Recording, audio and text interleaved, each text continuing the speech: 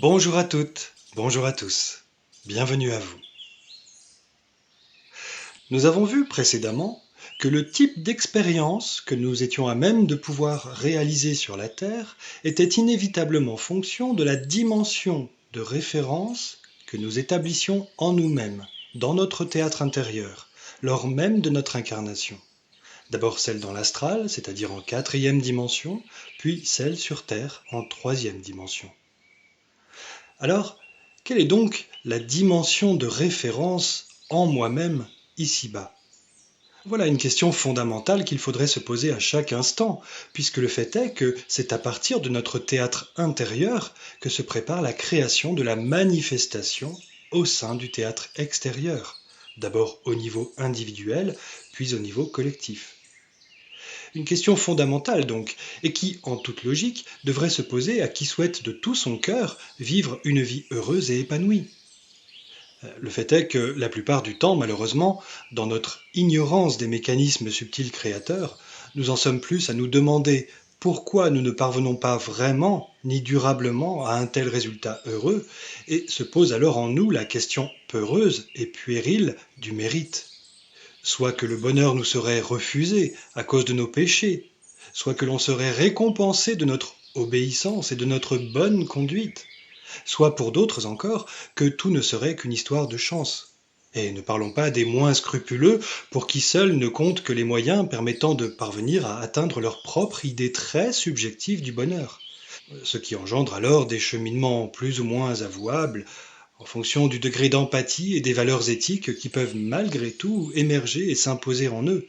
et ce malgré la puissance des peurs existentielles, terrestres et astrales, qui n'ont de cesse de les réduire en état de survie aveuglée, jusqu'à leur faire perdre et leur dignité et leur humanité, dans bien des cas malheureusement. Nous avons vu également que c'était précisément à partir d'une connexion incomplète, c'est-à-dire majoritairement terrestre ou astrale, ou les deux seulement, que nous nous retrouvions systématiquement maintenus dans l'altération d'une matrice décidément insensée et finalement déshumanisée et hostile, qui ne pouvait que continuer à nous déposséder de notre souveraineté, de notre intégrité et de notre épanouissement. Parce que malgré nos aspirations honnêtes et élevées, notre conception incomplète de la lumière et de l'amour n'est malheureusement que d'ordre astral la plupart du temps. Ainsi, ce n'est pas la matrice qui nous dépossède de quoi que ce soit, mais bien d'abord notre piètre connexion par défaut qui engendre la manifestation d'une matrice bien particulière à qui nous donnons alors tout pouvoir détestable sur nous-mêmes, puisqu'elle n'est qu'un reflet, qu'une extension de notre détestable égarement intérieur initial. La matrice et tous ses représentants que nous déplorons et pointons d'un doigt accusateur ne sont en effet que la concrétisation des conséquences de notre perte d'identité ainsi que de l'inconscience de notre pouvoir créateur, individuel et collectif. Ce n'est pas tellement que nous manquons de sagesse, c'est surtout que nous sommes comme étourdis et malheureusement plus du tout en capacité de mesurer la puissance, l'impact et les conséquences profondes de nos facultés créatrices, parce que nous sommes déconnectés de notre propre dimension originelle parfaite, de notre propre essence qui ne peut engendrer qu'une manifestation harmonieuse dans la conscience de chaque interconnexion vitale, juste et évidemment sacrée au sein de l'ensemble de la création. Le fait est que nous sommes encore bel et bien malhabiles,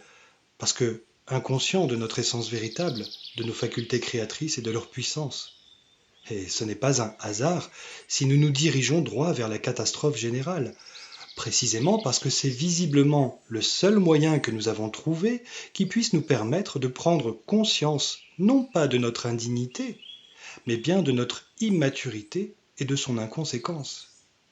D'une certaine façon, nous pouvons dire que nous avons choisi de générer du non-sens et d'y faire face, non pour parvenir à l'anéantissement total, mais bien pour pouvoir d'abord nous permettre d'explorer ce type d'expérience incroyable, jusqu'à nous envoyer un signal qui nous permettrait enfin de nous ressaisir, pour que nous puissions enfin mûrir véritablement. Et cela, à l'instar des enfants ayant acquis leur autonomie grâce à leur expérience de base qui leur permet alors de choisir ce qui convient véritablement à leur épanouissement de jeunes adultes. Pour le moment, avant que cela puisse prendre une dimension véritablement collective, c'est à échelle individuelle que tout se joue, car l'océan naît du ruisseau. Ainsi, chacun mûrit en son temps, en étant de plus en plus stimulé par toutes celles et ceux qui ont déjà engagé le processus de réalisation de l'être authentique et complet. Et puisque nous parlons d'une expérience incroyable due à la perte de la connexion originelle, comprenons enfin que, jusqu'à présent, c'est pour avoir établi par défaut cette connexion incomplète et donc injuste que l'humanité s'est retrouvée à envisager une création générale infantile sous différentes formes, en se cherchant des images parentales, terrestres et également célestes, et ce afin de pouvoir trouver réconfort et rassurance face à l'impression de vide existentiel qu'entraînait donc la déconnexion à sa dimension d'unité. Cette perte de repères essentiels ne pouvait nous plonger non seulement que dans une immense peur irrationnelle, même niée, même tue, mais surtout, et c'est là tout notre grand malheur, dans l'inversion de notre état originel qui s'est alors vu plonger fatalement dans les affres illusoires du non-amour, constitué de toute une gamme d'expériences contraires à l'amour inconditionnel, à l'harmonie, à la vérité, à la joie, à la paix, bref, constitué de tout ce qui pouvait faire violence à notre état d'être originel authentique. Incomplet, mais néanmoins désireux de nous extraire de notre condition humaine aussi limitée et souffrante, nous avons alors cherché à élaborer des stratégies de défense idéales, certes conditionnelles et immatures, mais qui nous permettaient au moins de nous donner l'impression de reprendre et de garder la main sur le cours des choses, sur notre destinée, tant collective qu'individuelle. C'est dorénavant de cette posture infantile que nous cherchons à nous sortir, même si c'est inconscient au départ, puisque la dynamique d'évolution nous pousse discrètement mais sûrement à enfin revoir notre copie, cette fois de manière véritablement souveraine, mûre et responsable, c'est-à-dire plus en étant soi-même ou en ayant recours à des gestionnaires en cravate, à l'air grave, à l'éloquence persuasive et imposante, car nous l'avons bien compris maintenant. Tout cela ne ferait qu'engendrer une dictature et une fausse réalité angoissée de plus.